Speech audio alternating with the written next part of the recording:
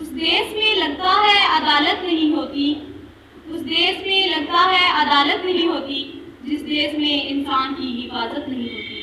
اور مومنوں کے خدا، جب کوئی قوم کسی مشکل میں پھنسی ہو تو سجدے میں پڑے رہنا عبادت نہیں ہوتی۔ زیوکار، میرے سلمان نے آپ کو حیرت میں تو ڈالا ہوگا کہ کتنی پاگل ہے یہ لڑکی کہ گردش ایام کو پیچھے لے جانے کی بات کرتی ہے۔ کیا آپ نے میری قوم کی غربت پر نظر ڈالی؟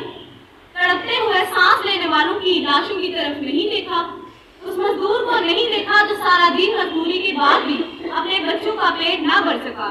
وہ پیارے بچے دروازے پر کھڑے اپنے بابا کا انتظار کر رہے تھے کہ بابا کچھ کھانے کو لائیں گے، مگر افسوس زیوکار، ظالم ان بچوں کے بابا کو قتل کر دیتے ہیں۔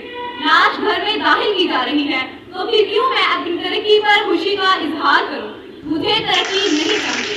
زیوکار، جب ہم تاریخ کا مطالعہ کرتے ہیں نہ صرف انسانوں بلکہ جانوروں پر بھی حکم کا درد ہے۔ حضرت عمر فاروق رضی اللہ تعالیٰ عنہ فرماتے ہیں کہ میرے دور خلافت میں اگر دریا کے کنارے کتا بھی پیاس سے مر جائے تو اس کا ذمہ دار میں ہوں گا۔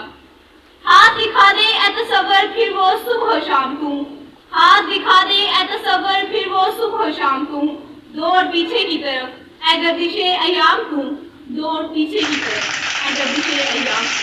زیوکار، امت مسلمہ کی بیٹیاں مسلم فاتحین کو بلاتی ہیں صدر علی وقار کہ وہ مسلمان زندہ تابناک ماضی کی جو ایک پیٹ کی پکار پر 17 میل ہزاروں میل کا فاصلہ طے کر کے راجہ داہر کی اینٹ سے اینٹ بجانے والا 17 سالہ نوجوان محمد بن قاسم تھا۔ آج کشمیر اور فلسطین کی مائیں بہنیں شال اوڑھے تو کیسے محمد بن قاسم اور صلاح الدین ایوبی کو یاد کرے تو کیسے؟ ہر طرف ظلم و ستم کا راج ہے۔ 95 خدمتگار اسلامی ممالک خاموش اہل کوفہ کا کردار ادا کر رہے ہیں اور کسی مسیحا کا انتظار کر رہے ہیں۔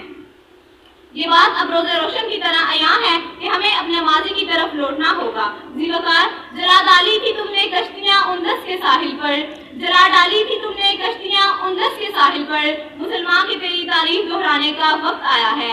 جہاں سے 313 چلے تھے تم مسلمانوں، جہاں سے 313 چلے تھے تم مسلمانوں، انہیں ماضی کی راہوں پر پلٹ جانے کا وقت آیا ہے، انہیں ماضی کی راہوں پر پلٹ جانے کا